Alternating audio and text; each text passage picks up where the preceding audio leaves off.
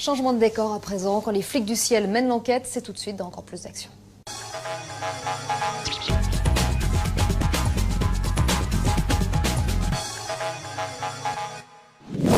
À l'approche des vacances, vous allez être nombreux comme chaque année à prendre l'avion. Et pour assurer votre sécurité, une unité spéciale veille sur tous les aéroports de France. Ce sont les gendarmes des transports aériens, la GTA.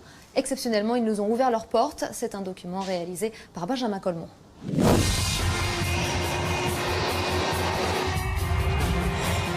Ils sont ceux que le public ne voit jamais. Dans les coulisses des aéroports, ces gendarmes veillent sur la sécurité de dizaines de millions de voyageurs chaque année.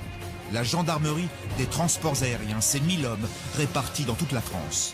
À leur côté, nous allons suivre les missions très particulières de ces gendarmes en première ligne pour faire face à la menace terroriste. Avec François Xavier, une jeune recrue de la GTA, nous pénétrerons dans les entrailles de Roissy. Et sa première mission s'annonce périlleuse.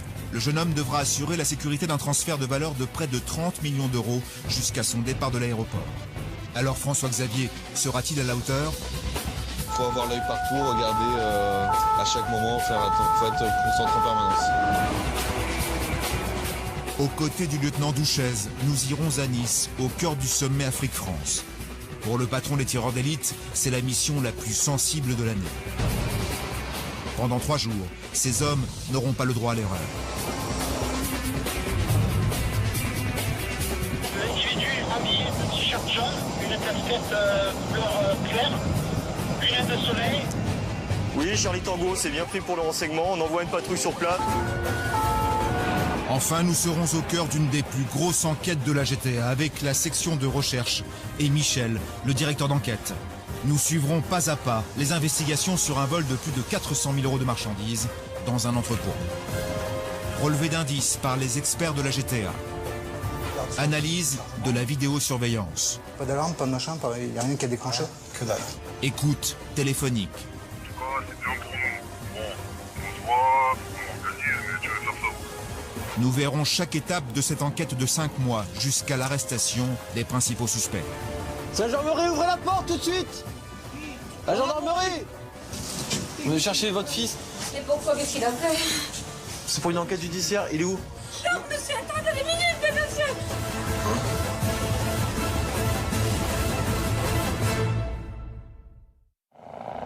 Aéroport de Nice, 30 mai 2010.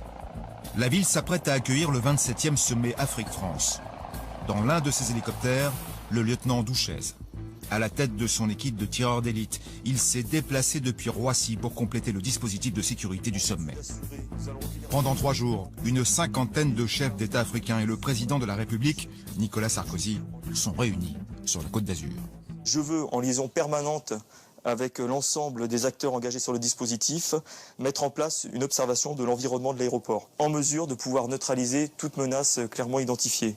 C'est une mission importante parce qu'on ne peut pas écarter, bien sûr, tout ce qui peut être menace terroriste. On ne peut pas écarter des actions de groupes ou de groupuscules avec des intentions malveillantes. On ne peut pas écarter des actes isolés, de déséquilibrés. Donc tout ce panel de menaces est pris en compte de façon à proposer une réponse adaptée au risque. Cette mission aura nécessité près de 3 mois de préparation.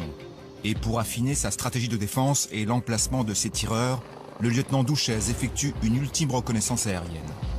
Car pendant ces quelques jours, la moindre erreur peut être fatale.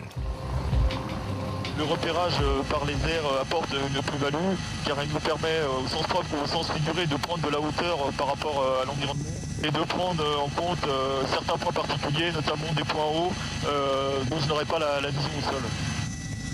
J'observe à la fois les différents itinéraires, les différents cheminements d'accès sur l'aéroport, également certains points particuliers, type les bâtiments en hauteur, dans l'environnement immédiat de l'aéroport. Le repérage terminé, et à 1 heure de l'arrivée de la première délégation, les 6 tireurs d'élite se mettent en place. Une première équipe est déjà positionnée sur le toit d'un hôtel pour surveiller les avions et le pavillon d'honneur. Au même instant, un deuxième binôme se place sur le toit de l'aéroport pour veiller sur le parking et le portail, donnant un accès direct aux pistes. Bon les gars, secteur CAM sur vos zones de surveillance. Rien de particulier. Bon, bien pris en compte du point particulier des deux routes qui passent devant vous là. Voilà. Donc tenez le secteur et puis rendez compte en cas d'événement particulier. Le point le plus stratégique est confié à Eric et Jean-Marc, les deux tireurs les plus expérimentés. En plein centre du tarmac, ils ont un point de vue sur toutes les pistes et les appareils en stationnement. Pour ces hommes, la concentration est maximale. Quand le président de la République va arriver, la tension sera au maximum, hein, c'est sûr. Mais il y a d'autres pays, de par leur situation géographique, qui sont classés sensibles et qui méritent aussi toute notre attention. Il n'y a pas de demi-mesure sur une autorité. Hein. On fait le travail à fond, quoi. Il est 14 h. La première délégation arrive. L'avion de l'ancien président égyptien Hosni Moubarak vient de se poser. Il ne le sait pas encore, mais ce sommet Afrique-France sera son dernier. Sur les toits, les tireurs d'élite scrutent le moindre détail quand, soudain... L'individu est habillé de t-shirt jaune, une casquette couleur claire, lunettes de soleil. Oui, Charlie Tango, c'est bien pris pour le renseignement. On envoie une patrouille sur place pour vérifier la véracité du renseignement. Un homme vient de franchir le périmètre de sécurité. On fait le point sur la carte. Je te rencontre dès mon arrivée. Stéphane, à cheval, on a un étudiant. D'accord. Une équipe de gendarmes doit, sans attendre, se rendre sur les lieux pour s'assurer des intentions de l'intrus. Apparemment, on a été déclenché un individu qui est sur l'enrochement et qui a franchi les limites non autorisées par de simples curieux qui veulent venir voir des appareils décoller ou atterrir, ou alors avec une menace beaucoup plus importante qui pourrait attenter à la sécurité du transport aérien. Apparemment, Steph, il a dû arriver par là. Hein. Oui, bravo papa, donc nous sommes sur place. On va faire une recherche approfondie. On te rappelle dès qu'on a une information complémentaire. Oui. Non, il est pas dans la zone. C'est un pêcheur, ouais, je vois les deux cannes à pêche. Donc là, on vérifie au plus près, parce qu'on ne voit pas ce qui se passe à proximité de la mer, pour vérifier qu'il n'y a vraiment absolument personne. Ici, Charlie Tango, levez de doute sur la menace que vous avez signalée. Charlie Tango 2, c'est bien reçu. Fausse alerte. Ce pêcheur ne le saura sans doute jamais, mais il vient de passer à côté d'une interpellation musclée. Plus de peur que de mal donc, la délégation peut débarquer et quitter rapidement l'aéroport. Tout au long de l'après-midi, les arrivées de chefs d'État se succèdent, sous la surveillance des tireurs d'élite.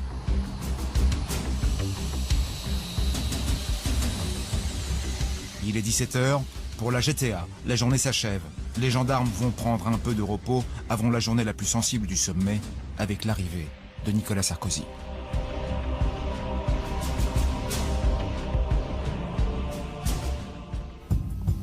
Le lendemain, le colonel Redin, le patron de la GTA de Nice, est sur son 31. L'appareil de la République française, avec Nicolas Sarkozy à son bord, est en approche. Le capitaine, il est où là? Et le temps presse. Le colonel doit rejoindre la rangée d'officiels. L'attente commence.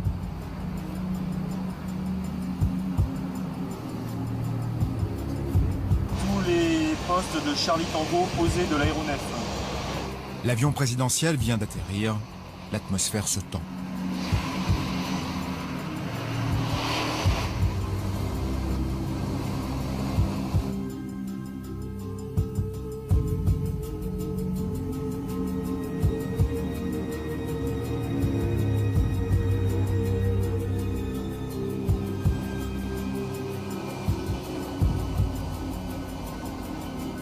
Une apparition furtive, quelques mains serrées, et Nicolas Sarkozy s'engouffre dans sa voiture. Il sera resté moins de 10 minutes sur l'aéroport de Nice. Le colonel peut souffler. Ça s'est bien passé. Quelques soucis au départ pour le positionnement des cortèges, mais sinon globalement ça s'est bien passé. Sur le tarmac, l'avion présidentiel restera sous la surveillance de la GTA jusqu'au départ de Nicolas Sarkozy le lendemain. Pour le lieutenant Douchez et ses hommes, la mission est réussie. Ils quittent Nice pour rejoindre leur base, à Roissy.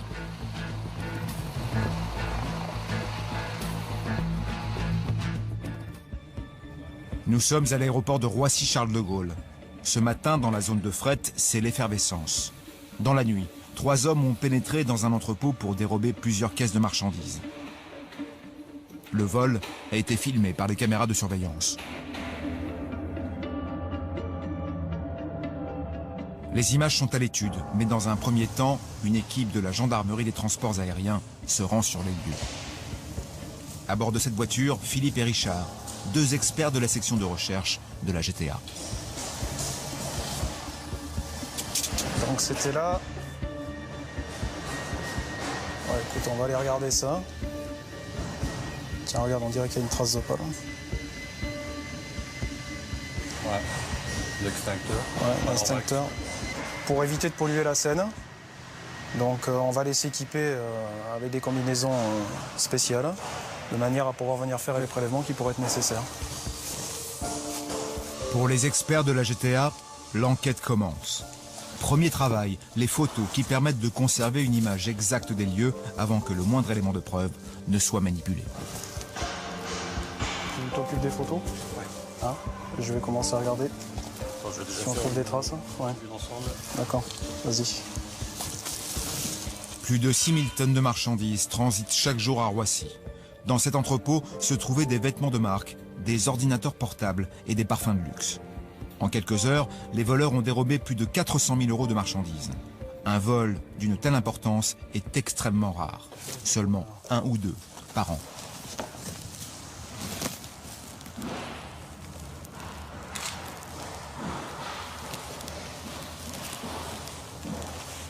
L'extincteur qui, a priori, devrait être accroché sur les étagères, a dû être déplacé, on pense, par les auteurs des faits.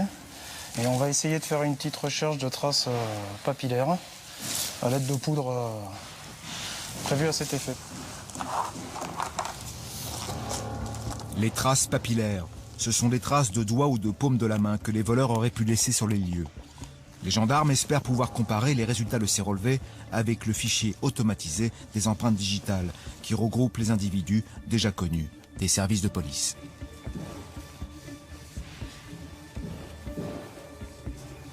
C'est important parce que c'est ce qui permet aujourd'hui d'apporter vraiment l'élément matériel qui permettra d'identifier éventuellement l'auteur des faits. Donc si les individus, de plus en plus maintenant, ils se protègent avec des gants, avec des cagoules, avec même éventuellement des combinaisons. Mais bon, tout individu est susceptible à un moment donné de commettre une erreur, éventuellement de laisser une trace.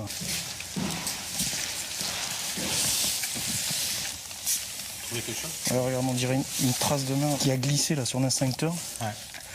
On voit 3 doigts là. Ouais. Assez distinctement, mais bon, ça paraît pas très exploitable. Non. Regardez plus près. Non, c'est glissé. C'est glissé. Ouais. Tiens, fais-moi une photo quand même. Ouais. Sur ces traces, difficile de distinguer nettement des empreintes digitales. Mauvaise nouvelle pour les experts, toute comparaison sera impossible. Ouais. Il n'y a rien. C'est dommage. Pour les 2 hommes, les constatations sont terminées. Mais avec une simple empreinte de pas et des traces de doigts inexploitables, les indices sont minces. C'est dommage pour l'empreinte là sur l'instincteur, mais je pense vraiment qu'ils devaient avoir des gants parce que ça glisse comme ça. L'enquête s'annonce difficile. Nous, à notre niveau, on n'a pas trouvé d'éléments matériels permettant d'identifier les auteurs. C'est dommage, on avait une jolie trace sur l'instincteur qui a été déplacée, mais elle n'est pas exploitable, donc on n'a pas pu la relever. Donc, par contre, on a récupéré la trace de pas quand même, qu'on a photographiée, qu'on va essayer de mettre de côté, de manière à faire une éventuelle comparaison par la suite. Donc la prochaine étape, ça va être l'exploitation des bandes vidéo. Avec 60 millions de passagers et 500 000 mouvements par an, Roissy-Charles de Gaulle est le 2e aéroport européen. Le site s'étend sur près de 3200 hectares. Pour assurer la sécurité de cette ville dans la ville, où 80 000 personnes travaillent quotidiennement, 220 gendarmes de la GTA. Bon Thierry, c'est l'heure, on peut y aller, on peut partir, hein. On va à mission. FX, t'es prêt aussi? Bon, FX, essaye de récupérer une radio, s'il te plaît. Ok. Bon, la première chose, on va aller sur le vol sensible de El Al. Hein. Et ensuite, on ira faire un contrôle de tri-bagages. On ira aux deux, hein, d'accord? Mon agent-chef, on part. On va contrôler le vol sensible. Nous rencontrons François Xavier. Ce matin, la mission est un peu particulière. Sous les ordres du lieutenant-marin, François Xavier intègre pour la première fois le dispositif chargé de sécuriser un vol sensible.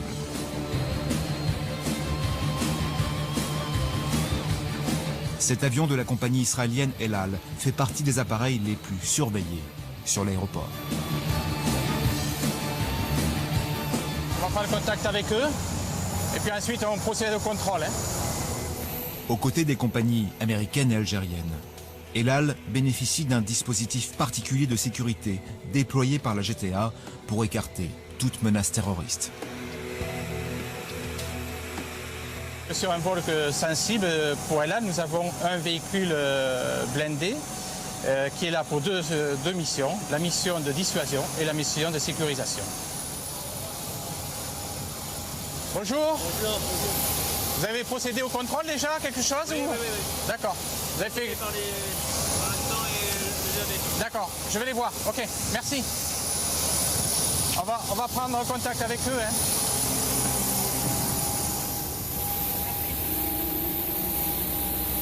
Vous avez contrôlé leur badge, pièce d'identité et tout.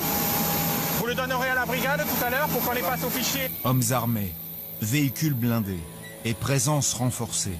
Le dispositif est impressionnant. Aucun intrus ne doit pouvoir pénétrer sur le tarmac. Tu prendras l'immatriculation du véhicule aussi. Merci. On va vérifier parce que l'agent de nettoyage... Ouais. Toute personne qui travaille sur cet aéronef doit avoir un badge et doit avoir une mission. Dernière mission, s'assurer que l'équipage est en sécurité jusqu'au prochain décollage. En rentrant, on salue le commandant de bord et l'équipage, et puis on procède au contrôle des personnes. Des agents du Mossad, les services secrets israéliens, seraient même présents à bord en toute discrétion. Il repart où le vol? Il repart à Tel Aviv? Oui. D'accord. À quelle heure là? 11 heures? Ouais. Ok. À partir de cet instant, l'appareil est sous la responsabilité de la GTA jusqu'à son départ. Dans les locaux de la gendarmerie, nous rencontrons Michel. Avec ses 15 ans d'expérience dans la section de recherche, c'est lui qui dirige le groupe d'enquêteurs chargé de résoudre notre affaire de vol de fret. Souvenez-vous, 400 000 € de marchandises avaient été dérobées dans un entrepôt. Les empreintes de doigts et de pas trouvées sur les lieux du vol n'ont donné aucun résultat. Mais les gendarmes ont récupéré les bandes de vidéosurveillance du hangar.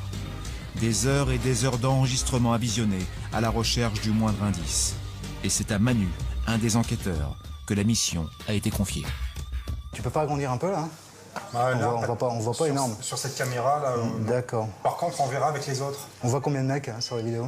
On est sur 3 gars. 3 gars à peu près, d'accord, ok. Et ils cherchent pendant combien de temps là? Voilà, pendant un sacré bout de temps, parce que à un moment, tu as un vigile qui passe, mais il surveille. Ok. Tout le matériel, il provient juste là derrière la porte, ou alors ils ont été le chercher ailleurs pour le ramener? Ouais, ils ont d'abord... Ouais. Donc ils ont resté un bouton à l'intérieur, et pas d'alarme, pas de machin, il n'y a rien qui a déclenché? Rien, que dalle. Puis on les voit tranquilles. D'accord. L'analyse des bandes permet de dégager déjà dans un premier temps un mode opératoire, un créneau horaire, les moyens employés, le nombre de personnes. Ça n'apporte pas une preuve probante, contrairement à une empreinte ou autre, mais ça permet d'orienter un peu l'enquête. On va démarrer de l'employé qui travaille dans la société, et puis on va affiner pour arriver à une équipe constituée de voleurs. Le camion, là, il fait quoi, là? C'est un camion, c'est à eux ou... Ouais, je pense pas. Non? Non. Un camion qu'ils ont trouvé sur le quai? Ouais. D'accord, ok. Puis on les voit tranquilles. Les 3 hommes sont des voleurs expérimentés.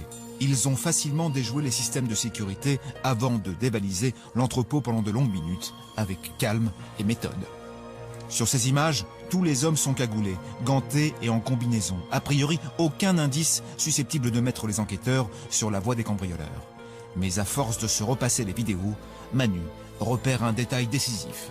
On essayait de voir s'il n'y avait pas un moment un indice, soit s'il crachait par terre ou ou alors avec le portable. Et puis en matant les vidéos, c'est là qu'on a vu qu'il y en avait un, il était avec un portable comme ça, tac, il le met à l'oreille. Là, on le revoit, tac, et il le remet à l'oreille à nouveau. Et on s'est dit, putain, les relais. Sans cette erreur, l'enquête se serait certainement arrêtée là. Ce coup de téléphone a forcément déclenché le relais téléphonique le plus proche. En examinant les milliers d'appels passés sur ce relais à l'heure du vol, ils ont une chance de trouver un numéro déjà connu des services de police. Quelques semaines plus tard, nous retrouvons Michel, le directeur d'enquête. Depuis plusieurs semaines, l'adjudant-chef L'Enfumé a épluché tous les appels passés sur le relais téléphonique situé à proximité de l'entrepôt. Les taux se resserrent sur les malfaiteurs. Oui. On en est où du travail Anacrime? Eh bien écoute, avec tous les éléments que tu m'as fournis, là au jour d'aujourd'hui, j'ai des choses intéressantes, surtout par rapport au relais téléphonique. J'ai un lien avec la présence d'individus. Ok, donc le téléphone a déclenché le relais le jour de la commission des faits, on est voilà, d'accord, dans le bon créneau horaire. Ouais, okay. Tout à fait. Le jour de la commission des faits, là j'ai 4000 et quelques numéros de téléphone. Il y en a 2 qui matchent. Dans le sens où il y en a un qui est de sûr sous le relais, contacte quelqu'un qui se retrouve à l'extérieur. J'ai pu établir donc le graphe de tous les numéros de téléphone sous le relais ainsi qu'un petit récapitulatif. Dans la masse des appels passés à l'heure du cambriolage, l'adjudant-chef L'Enfumé a identifié 2 numéros de téléphone qui figurent dans le fichier national des personnes à surveiller. On retrouve les 2 individus donc, qui matchent, dont un sous le relais, au même timing, aux mêmes horaires, en train de communiquer. D'accord. Voilà, donc ces 2 individus-là sont vraiment importants, éventuellement soit à mettre sous écoute ou autre, ou faire une recherche d'environnement autour d'eux, ça c'est sûr. On est bon sur l'analyse. Impeccable. Dès qu'il y a des éléments supplémentaires, on se tient informé de toute façon. Je termine ça, je mets tout par écrit. D'accord, ça marche. Ça roule. Les enquêteurs ont la certitude que 2 hommes bien connus des services de police se trouvaient à l'heure des faits à proximité de l'entrepôt dévalisé. Mais cela ne prouve pas que ces hommes sont les auteurs du vol. Les gendarmes décident de les mettre sur écoute, dans l'espoir qu'ils finissent par se trahir. Bravo 2 de Papa 22. C'était pour vous signaler que nous allons en direction du tri du 2A pour faire un contrôle. Nous retrouvons François-Xavier, notre jeune recrue dans les coulisses de Roissy. Aujourd'hui, il surveille la cathédrale, le saint des saints de l'aéroport. Derrière ce surnom se cache l'entrepôt où transitent chaque jour plus de 100 000 bagages.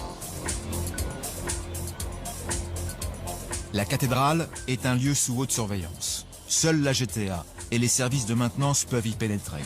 3 fois par jour, les gendarmes patrouillent dans cet immense hangar à l'affût du moindre objet ou mouvement suspect. Là, il y a un bagage là. Vérifie s'il y a un tag. Il y a un tag. C'était quand? Le 20 juillet, c'est aujourd'hui. C'est aujourd'hui. À 11h10. Il y a peu de temps.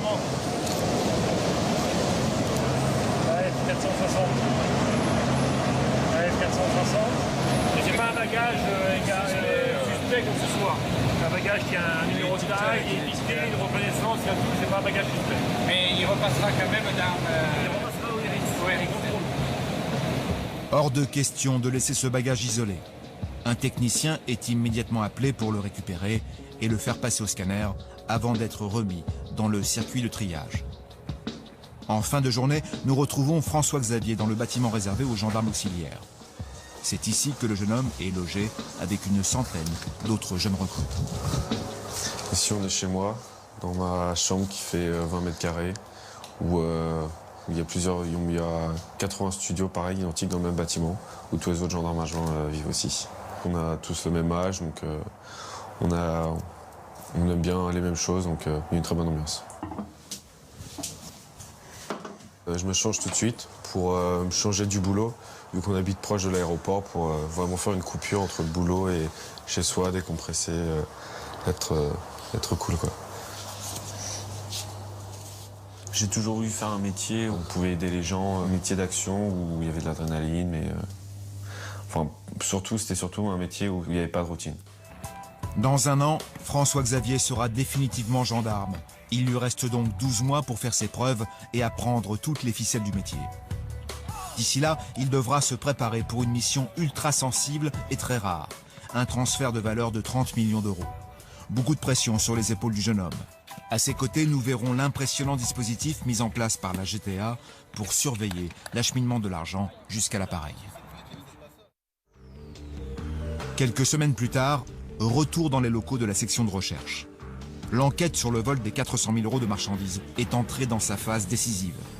Depuis plusieurs semaines, les enquêteurs ont mis sur écoute les deux hommes identifiés par l'analyse des appels passés pendant le cambriolage. C'est Jeff qui est chargé d'épier la moindre conversation téléphonique des deux suspects. Et ce travail laborieux commence à payer. On m'a dit qu'on pouvait faire des trucs, là, mais je sais pas trop comment. En tout cas, c'est bien pour nous. Dans les milliers d'appels reçus et passés par les suspects et les centaines de SMS échangés, les deux hommes laissent entendre que la marchandise volée se trouve bien à leur domicile. C'est la preuve qu'attendaient les enquêteurs. Et Jeff, sur les écoutes, on en est où là? Écoute, on a une nouvelle. Justement, il y a un petit message. C'est demain que j'aurai. Ok. Est-ce que c'est bon pour la procédure ou non? D'accord. À voir. Ok. Il parle pas du matériel, il parle de rien. Il dit demain que j'aurai. Ok. Ouais, on sait à qui ou pas? Ouais, il est en cours d'identification. D'accord. Donc en espérant avoir le résultat aujourd'hui. On verra. D'accord. Ok. Donc. Ouais, ça va. Bon, en tout cas, ce serait bien qu'on en parle. C'est les écoutes téléphoniques d'une personne qui nous intéresse. En l'occurrence, on a environ 300 appels par jour. Donc vérifier ce qui se dit, même les SMS. On ne fait pas ça à la légère. Il faut vraiment faire du mot à mot, même avec le verlan, même avec le parler des jeunes d'aujourd'hui. Donc ça prend énormément de temps. Les SMS, il y en a un qui pourrait nous intéresser. En tout cas, c'est bien pour nous. Bon, on se voit, on organise, mais... D'ailleurs, je vais savoir, t'as encore ton box, toi, tu veux faire ça? Je te propose de faire ça sur le parking, comme d'habitude. De toute façon, on a le temps de voir ça. Une première écoute peut durer dans un premier temps 2 mois. Suivant les éléments qu'on a, ça peut encore durer 2 mois. Il n'y a pas réellement de délai. C'est un peu le terrain qui va parler, un peu l'écoute qui va parler, qui va nous dire comment on doit agir, si on doit agir rapidement, attendre. Il n'y a pas réellement de délai. Une enquête de vol de fret peut être faite très rapidement en flag. Voilà. Si on n'a pas d'éléments au départ, elle peut durer 1 an, 1 an et demi, 2 ans. Voilà. Parfois, un élément déterminant, il n'y aura qu'un seul élément déterminant sur une écoute de 4 mois, mais qui pourra faire que l'affaire soit résolue. Un peu, il faudra qu'on mette une OP. Je te tiens au courant dès qu'il y a nouveau. Ok, il n'y a rien d'autre? Après 5 mois d'investigation, nos enquêteurs sont maintenant presque certains d'avoir identifié les auteurs du vol au nombre de 3. Les écoutes ayant permis de découvrir un complice. Reste à présent à interpeller les suspects et retrouver les marchandises volées. L'opération est prévue dans quelques jours. Il est 5h30. Ce matin, c'est le jour J pour notre affaire de vol de fret. Devant le bâtiment Pégase, le QG de la GTA, 50 gendarmes s'apprêtent à interpeller les 3 hommes suspectés d'être les auteurs du vol. Ah, c'est bon, on est dans les times. Nous allons suivre 2 de ces équipes d'intervention. Quelques surveillants ici, c'est vrai. Bravo de Charlie, tu me reçois? Vous allez tout de suite vous poster à l'intersection de façon à ce que si le blanc sorte, vous puissiez être en mesure de l'interpeller. Hein. Il y a 3 équipes différentes, donc avec chacun un objectif différent. On se donne 6 heures comme top interne, donc à 6 heures on va interpeller 3 personnes simultanément. Il est 5h42. Le colonel Mulot et ses hommes se positionnent en bas d'un immeuble, prêts à investir l'appartement du premier suspect. À l'autre bout de la ville, l'équipe de Cédric s'apprête à intervenir dans un pavillon situé dans une zone résidentielle, d'habitude très calme. C'est là que le deuxième suspect, un jeune homme de bonne famille, vit avec ses parents. Donc là, il reste environ un quart d'heure, donc on commence à avoir le stress qui monte un petit peu, là, le palpitant qui s'accélère, mais... D'accord, vous entrez, après je vous... Donc appui fixe et permanent, donc tu bouges pas tant qu'on n'est pas arrivé. C'est bon? Ouais, c'est bon, on y va.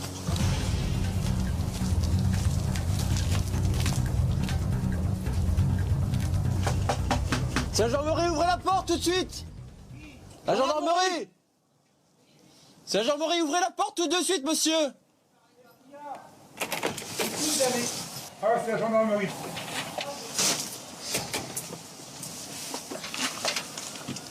parti comme ça. Voilà, vous venez chercher votre fils? Et pourquoi, qu'est-ce qu'il a fait? C'est pour une enquête judiciaire, il est où?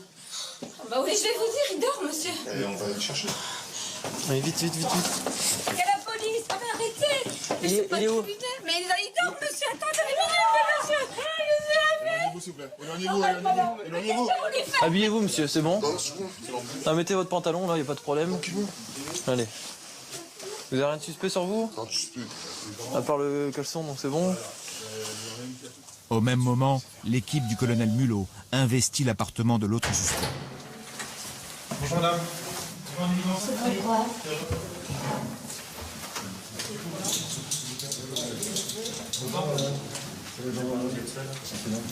On a quelques questions à lui poser dans le cadre d'une commission rogatoire. Et le motif, c'est recel de vol. Quand? Recel de vol. Mais tout ça, on va s'expliquer avec lui au bureau, avec lui, etc. Après, Fini. les autres droits. Vous avez le droit à un avocat. Faire prévenir un avocat. Objectif Alpha interpellé. Vous avez des armes ici. Vous avez passé un vêtement quand même pour vous habiller. Et puis on va aller dans votre chambre et on va faire une perquisition. Donc on vient vous interpeller suite à une enquête judiciaire. D'accord? Donc il y a plusieurs personnes qui sont interpellées. Donc vous devez savoir qui c'est. Donc là, il y a mon camarade de la section de recherche qui est là. Il va vous notifier vos droits. On va vous placer en garde à vue. J'ai le droit d'avoir des Et explications. vous expliquez ce qui se passe. Apparemment, il y aura un de ses amis qui aurait donné des choses volées, etc. Donc on vient Mais pour ça. quelle chose volée? On va bien faire, on va lui demander si c'est où c'est, il va nous le dire tout de suite et il n'y aura pas de problème. Mais ça serait chez moi, il vit chez moi. Bah sinon, on va être obligé de faire une perquisition chez vous. Ok, allez-y. Ils ont l'air de pas comprendre du tout ce qu'il a. Non, ils comprennent pas, bah, c'est normal, on arrive à 6h du matin chez les gens, ils savent pas de quoi ils retournent, donc ils savent rien. On arrive là avec les armes en main, etc. Donc c'est vrai que ça impressionne. Et c'est le but recherché aussi. Dis-nous tout de suite où c'est. Tu sais. Le sac. Ben, le sac où il y a les femmes. Tu lui as rendu ou quoi? Oui, tout rendu. Quand ça? Tout est rendu. Quand ça? Écoutez, monsieur, je dois tout vous dire. Moi, vous faites votre enquête. Vous cherchez dans ma chambre. Non, attends. Vous trouvez, si vous ne trouvez pas. On va s'expliquer. On va s'expliquer toi dessus. On veut savoir s'il en reste encore. Non, je vous dis, non, il n'y en a plus. Ok. On va regarder. Fouillez, tout, faites-vous plaisir. Dans l'appartement, la perquisition a commencé. Le colonel Mulot et ses hommes fouillent méthodiquement le moindre recoin de la chambre du suspect. Plus vite vous vous mettez à table, plus vite vous dites les choses, et plus vite on gagne dedans, et plus vite vous êtes peut-être en liberté. C'est en fonction du juge.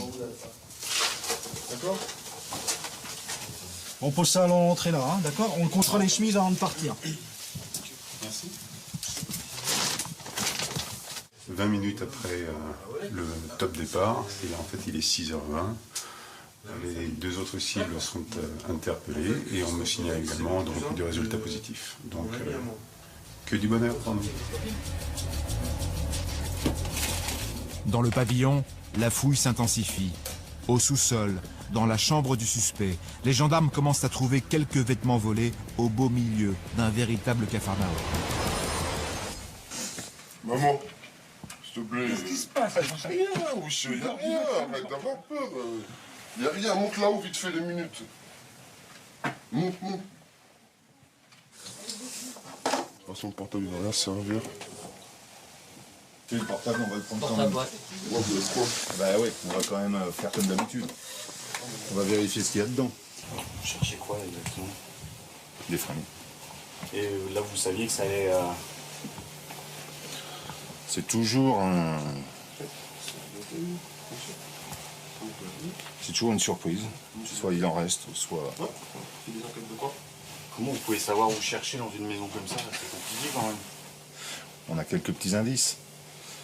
Donc, mais ça, on en parlera avec monsieur tout à l'heure. Le suspect est menotté. Mais pour les gendarmes, c'est une déception.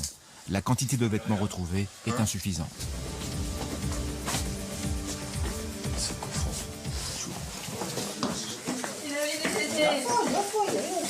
Bisous, là. Pourquoi vous n'avez pas gagné toute la journée? Ah, si, il y a des chances. Oh là là, mais il n'a pas déjeuné, là. Bon, j'ai des nouvelles, hein. On va vous donner le numéro de téléphone sinon. On passera un petit coup de fil.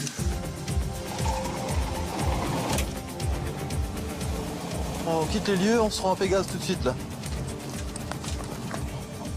Dans l'appartement, la situation se tend. Le jeune homme refuse de parler. Parce que ce petit jeu-là, il va pas durer très longtemps avec nous. Hein. Vous savez que la gentillesse, on est sur une option aujourd'hui, à l'heure actuelle, qui est très positive avec vous, d'accord? Mais il faut que ce soit donnant-donnant.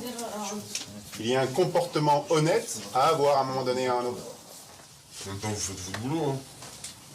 Merci, on ne peut pas vous reprocher de faire votre boulot. Merci, je travaille. Je travaille peut-être plus que vous. Peut-être pas dans les mêmes conditions, mais je travaille.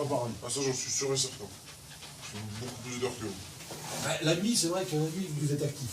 Je peux? Allez-y. C'est pas méchant, juste si t'as quelque chose, je te dis la vérité.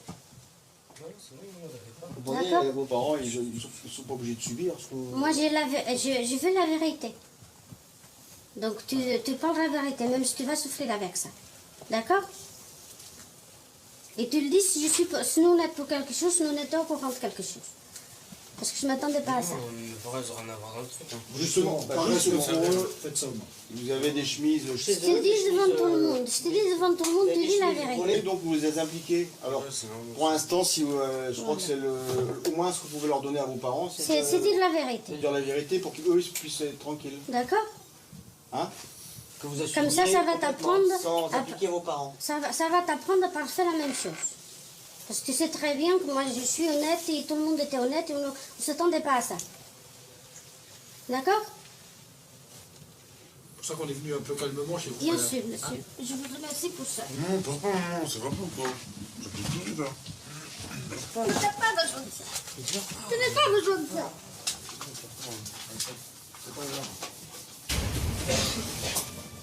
Après une heure de perquisition dans l'appartement, les gendarmes ont retrouvé une grande partie des vêtements volés.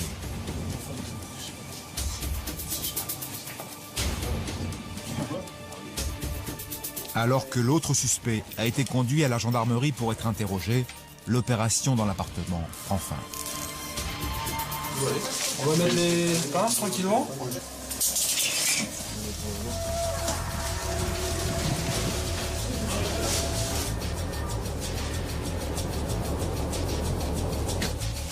Dans le bâtiment Pégase, alors que les interrogatoires ont commencé, les gendarmes comptent les vêtements retrouvés.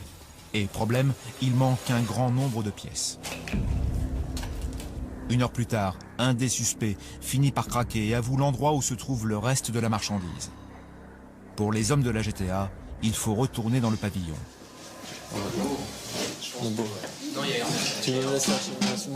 Cédric et Olivier font le point avec leurs hommes avant de partir.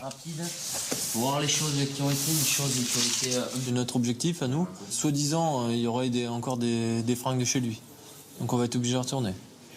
Donc à la rigueur, mon équipe, on va y retourner, ou à moins qu'il y en ait qui soient volontaires pour venir nous donner un coup de main. Si tu veux. Plus vite ça ira peut-être. Ouais. Je pense que vous étiez combien au départ? On était 4. Ça fait un peu short, on va y aller à 6. Et puis pour la fouille, il faut toujours faire en présence toujours du mec. Hein. Pas aller un dans une pièce, un dans l'autre, puis fouiller pendant ça là. Donc c'est bon. Ouais. On se met en stand-by.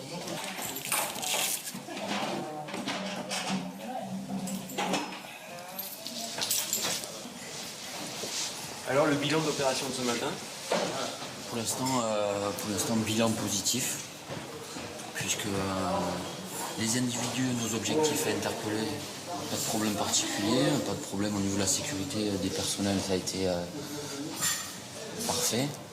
Il n'y a jamais de parfait, mais enfin ça s'est bien passé.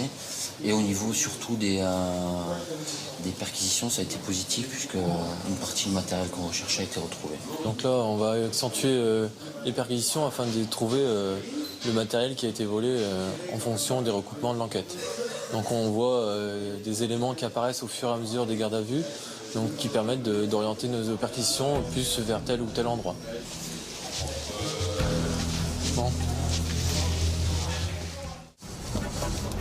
Au même instant, nous retrouvons François Xavier à l'aéroport d'Orly.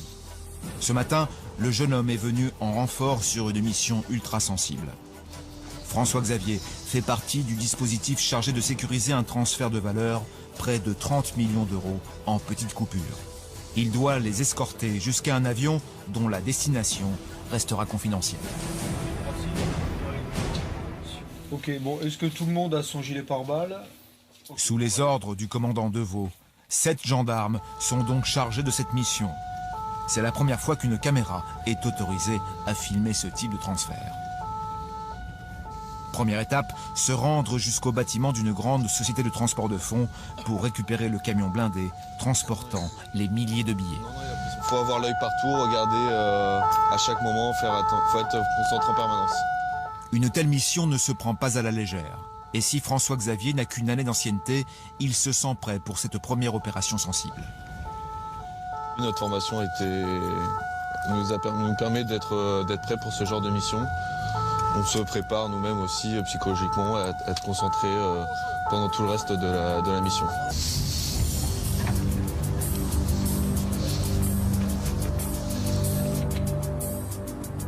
Aux abords des pistes de décollage, c'est dans un bâtiment anonyme que se cache le camion transportant les fonds. À l'arrivée des gendarmes, l'opération Marguerite peut commencer.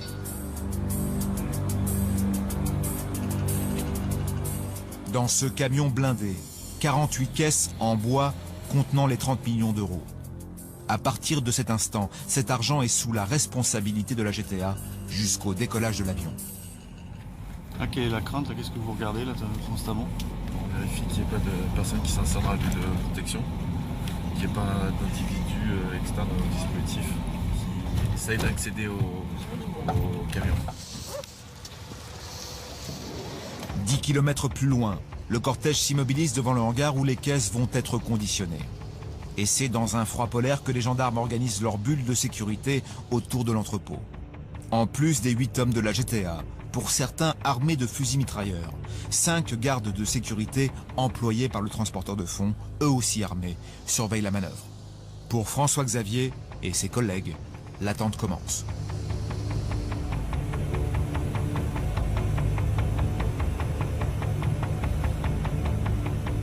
C'est quoi votre mission là exactement? De sécuriser cette partie-là pour pas qu'il y ait de personnes extérieures qui viennent s'approcher du véhicule.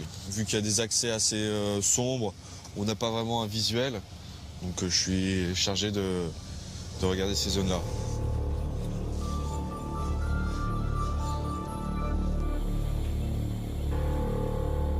Dans chacune de ces caisses, près de 600 000 € en billets de 10, 20 et 50.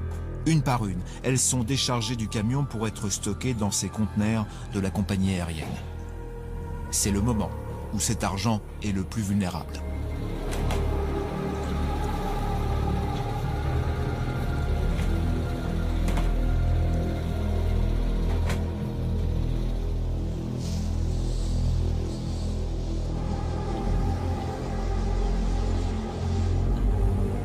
Il est 9 h, le décollage de l'appareil est prévu dans moins d'1 heure. La GTA doit maintenant escorter l'argent jusqu'à l'appareil pour être embarqué. C'est la 3e et ultime étape de la mission. C'est étonnant, mais c'est dans un avion de ligne régulière que sera convoyé l'argent. Sous haute protection, les conteneurs sont acheminés à proximité des soutes. Dernier moment de tension pour les gendarmes. Et pour François-Xavier, ultime recommandation. Donc la zone à surveiller, hein, c'est à peu près entre le début de l'avion, grosso modo là, et puis ici. Jusqu'au véhicule, gendarmerie. Véhicule où vous avez des personnels qui peuvent arriver. D'accord. S'il y a un problème, qui peuvent arriver de ce côté-là. D'accord, très bien reçu.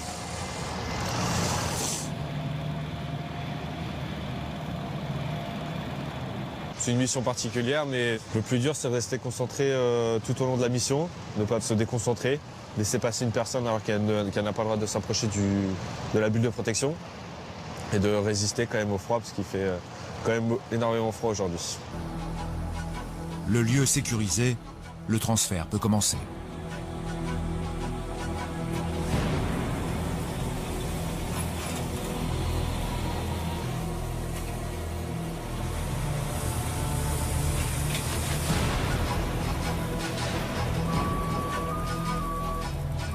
En moins de 10 minutes, les 30 millions sont embarqués dans la soute de l'Airbus.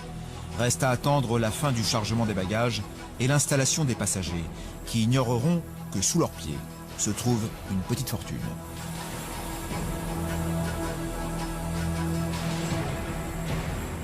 Il est 10 h, l'avion s'apprête à décoller. Mission réussie pour la GTA. Pour François Xavier, c'est le soulagement.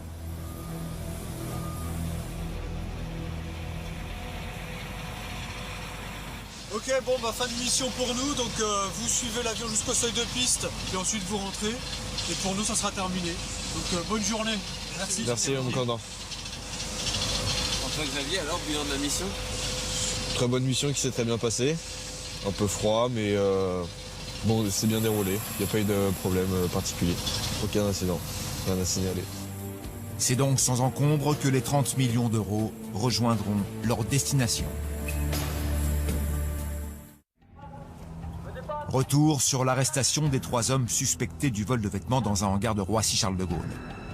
Lors de son interrogatoire, l'un des suspects a reconnu qu'une partie de la marchandise volée était toujours à son domicile. Les gendarmes doivent donc retourner au pavillon avec le jeune homme.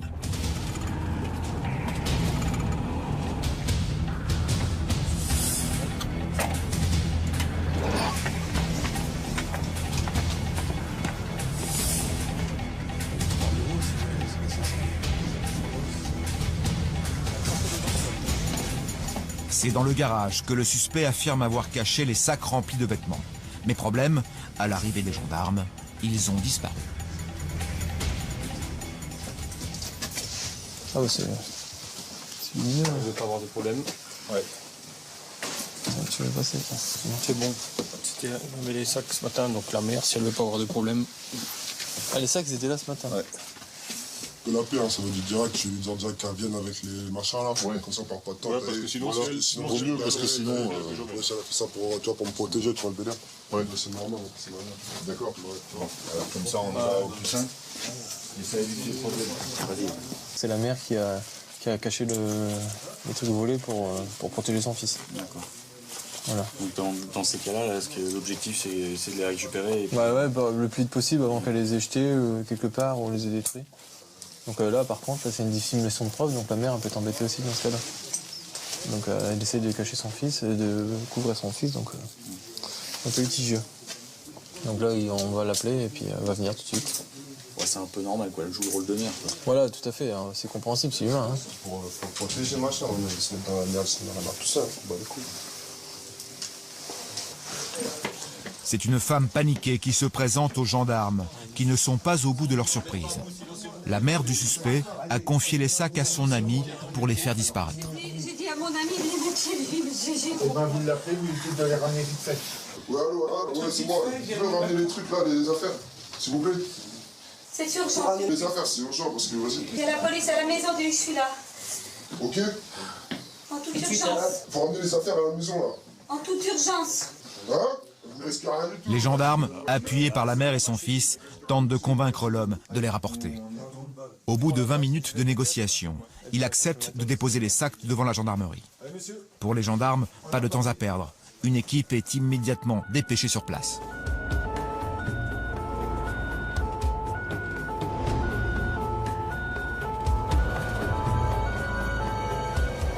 Devant la gendarmerie, l'attente commence. Mais lorsque l'homme arrive à proximité des gendarmes, il panique et décide de prendre la fuite. Regarde-le, regarde-le. Ça, il fait demi-tour. Eh, Steph, remonte. Il fait demi-tour.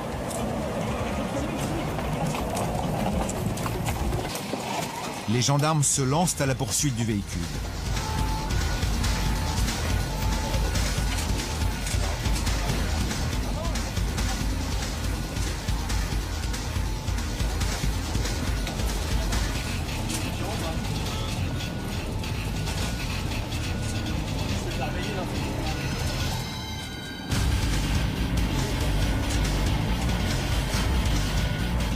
Alors qu'il était venu pour se rendre, l'homme tente le tout pour s'échapper.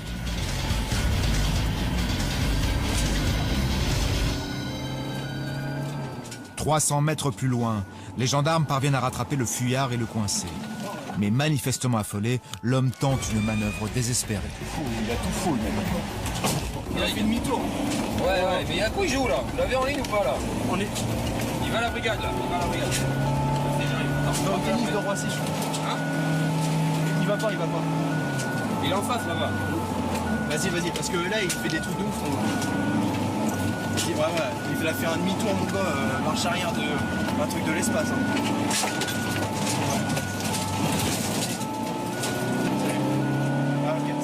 Au bout de quelques minutes, les gendarmes rattrapent l'homme. Devant la gendarmerie, il est en train de déposer les sacs de vêtements volés. L'homme est au bord de la crise de nerfs. Moi j'ai besoin d'un... Écoutez-nous, j'en ai marre. J'en ai marre de cette méthode de vie. Vous avez votre marchandise, démerdez-vous maintenant. Après 5 mois d'enquête, les principaux suspects ont été arrêtés. Aujourd'hui, les 3 garçons dorment en prison dans l'attente de la fin de l'instruction.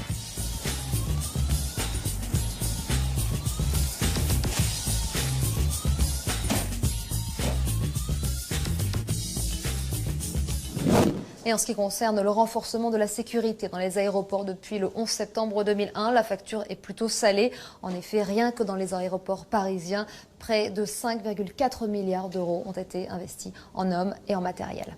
C'est la fin de cette émission. Merci de votre fidélité. Merci à tous ceux qui m'ont aidé à la préparer ainsi qu'aux équipes de tournage. Avant de se quitter, n'oubliez pas le sac à sapin. Il coûte 5 €, dont 1,30 € reversé à Handicap International. C'est important. Joyeuses fêtes à tous et on se retrouve l'année prochaine en 2012. Très bonne année.